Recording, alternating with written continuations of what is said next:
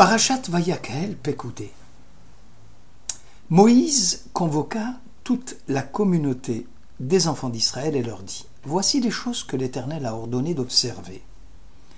Pendant 6 jours on travaillera, mais au 7e jour vous aurez une solennité sainte, un chômage absolu en l'honneur de l'Éternel.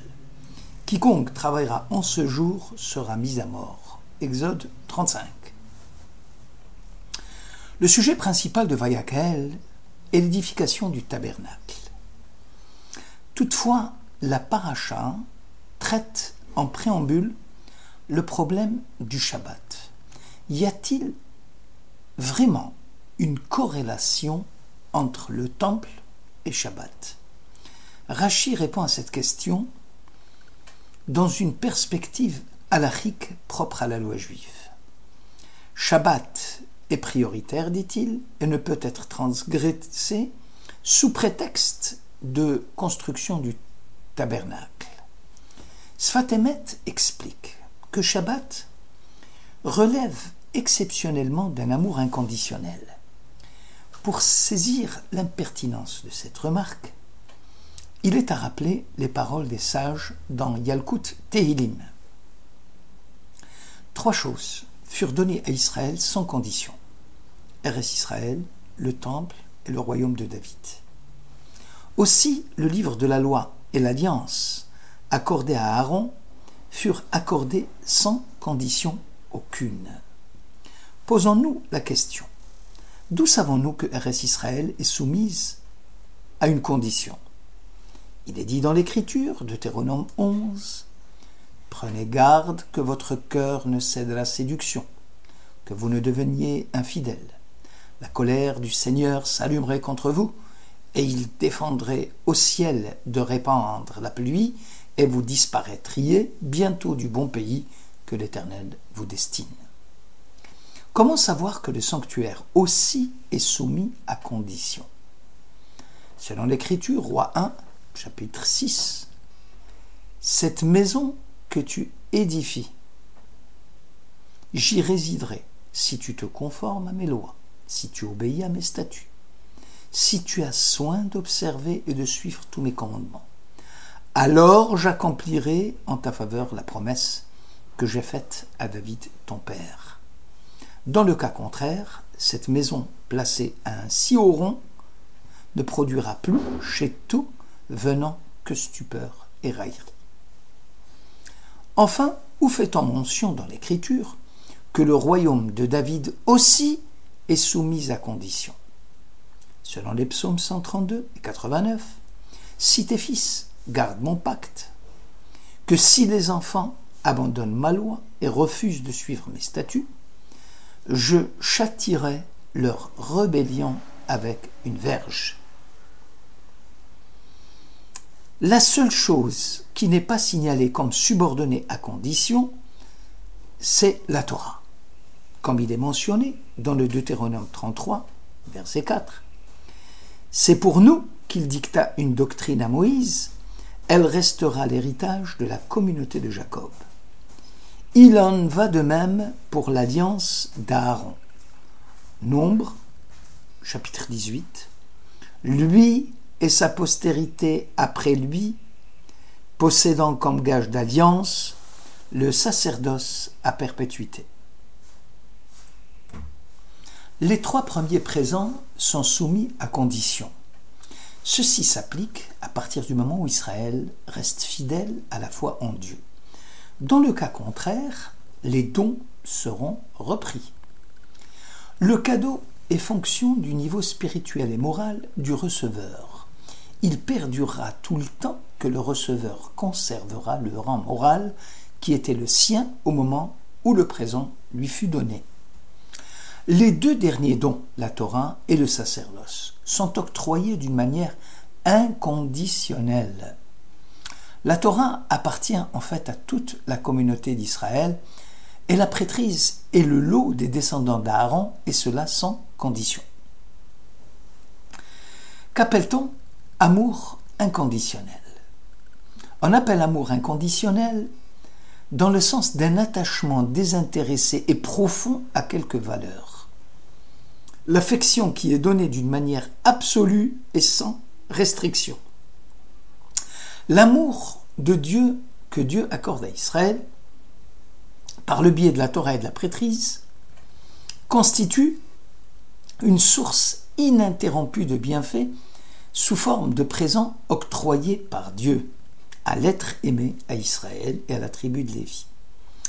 Et ce sans tenir compte des conditions variables, ni dans le temps, ni dans l'espace. Tu as aimé la maison d'Israël d'un amour éternel, dit la Bible. Alors, pourquoi les 3 premiers dons sont-ils subordonnés à condition? Précisément, ces cadeaux ne représentent aucune valeur, tout le temps que le niveau spirituel et moral du receveur reste lamentablement bas. C'est ainsi que lors de la destruction du temple, nous étions en présence d'un sentiment religieux affadi et d'un sens de l'observance amoindri. Le grand maître Rabbi Chaim de Volojine disait « Lorsque l'intimité profonde du temple fut souillée, les fondations en pierre de la bâtisse ne servaient plus à rien. » Si nous foulons aux pieds aujourd'hui les pierres du temple, cela sera considéré comme une profanation du sacré. Nous sommes bien loin du niveau requis par le roi David dans le psaume 55, celui où l'on se rendait à la maison de Dieu avec émotion. Nous n'avons plus comme avant à nous émouvoir dans notre être de la crainte et de la magnificence de Dieu. Dès lors, le sanctuaire ne peut constituer un don judicieux pour nous. Bien au contraire, il va accentuer le manque de sentiment du sacré profond dont nous faisons preuve.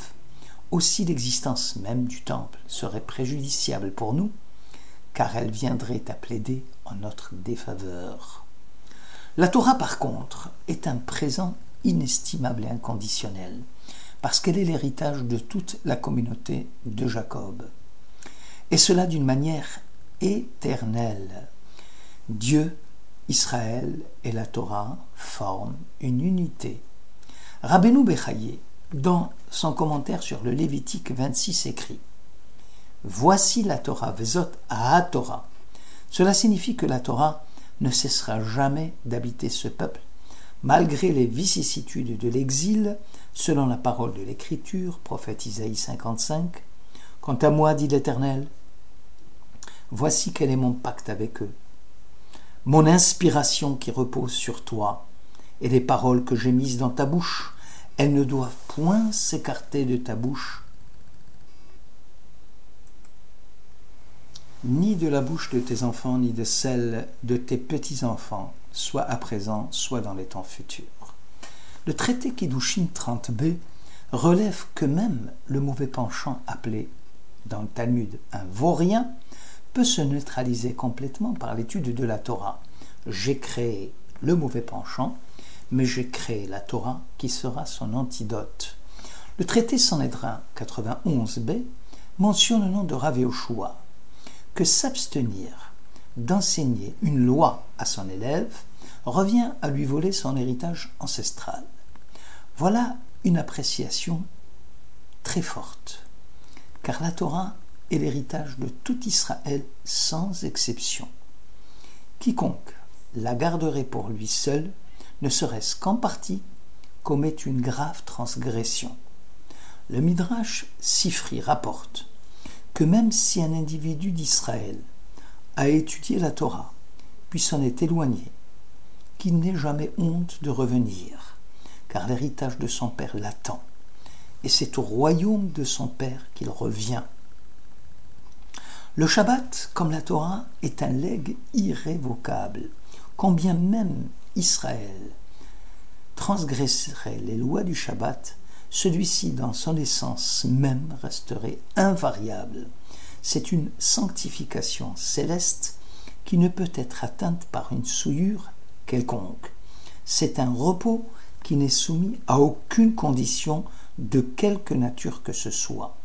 C'est une source abondante pour étancher la soif de tous ceux qui ressentent encore l'envie de boire. Elle fut couronnée de sanctification dès l'origine de la création du monde, nous dit le poète dans le fameux poème du Lecha Dodi que nous lisons tous les vendredis soirs. Alors que les jours de la semaine sont consacrés aux actes créateurs sans cesse répétés par la descente du flux divin dans le monde, et que parallèlement à cette descente, la fonction de l'homme pendant la semaine, c'est de réparer le monde, de faire le tikkun du monde, de le corriger, s'agissant bien sûr du monde physique, par son travail, et agissant sur ce monde physique, alors que pour le monde spirituel, le perfectionnement de ce monde et l'accomplissement de ce monde ne peut se faire que par le biais des mitzvot. La quintessence du Shabbat, c'est la capacité qu'a l'homme de faire le vide en soi pour se laisser envahir par le flux de la sainteté suprême. Shabbat est un signe de foi en Dieu. Créateur du monde en souvenir de l'action de la Genèse, Shabbat est aussi le signe de la providence et du regard particulier que Dieu jette sur chacun d'entre nous en souvenir de la sortie d'Égypte. Shabbat prouve la capacité à ceux qui l'observent d'enraciner en eux les principes fondamentaux de la foi en tant que source intarissable de bénédiction. Shabbat élève, Shabbat sanctifie. Le traité Makot 24a rapporte que les docteurs du Talmud cherchèrent à fixer le calendrier des mitzvot. Le roi David en dénombra 11.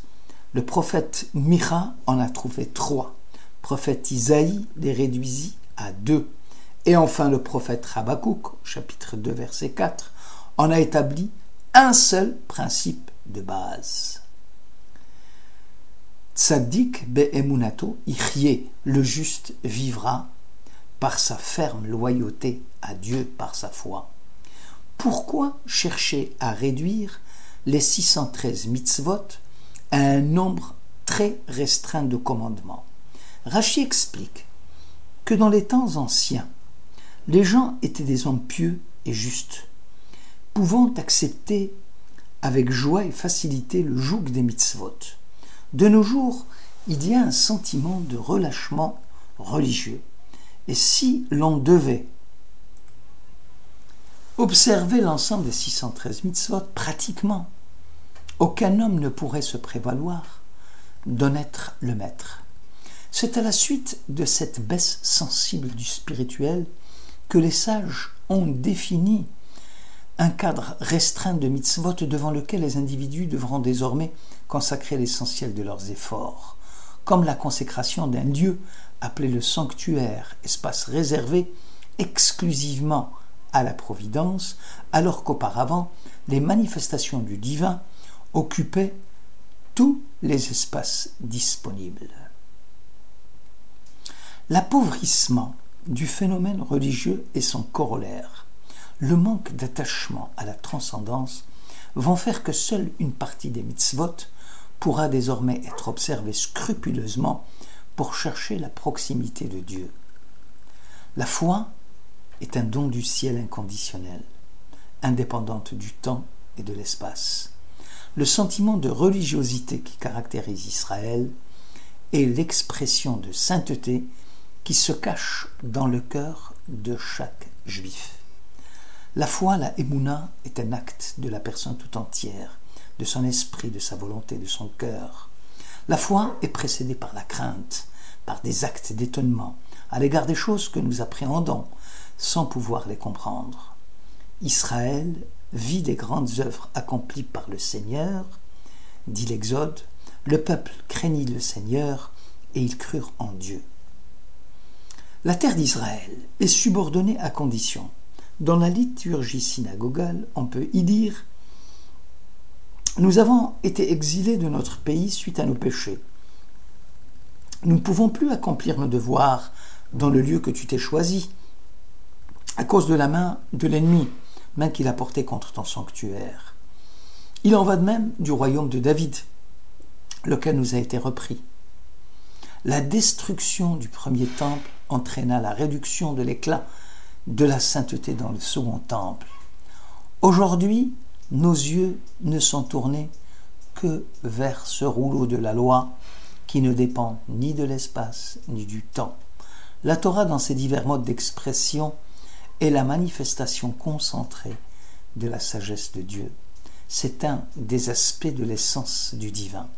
La Torah est le modèle originel, la structure interne du monde. Elle en est aussi le plan spirituel qui indique la direction à prendre pour parvenir à s'unir à Dieu. La Torah d'origine spirituelle, pour exister, doit se revêtir des formes fixées propres à notre monde, telles que les mots. Dès lors, étudier la Torah est une façon d'établir un rapport avec des mondes supérieurs. C'est une manière de s'unir à la volonté divine et de s'associer au Créateur.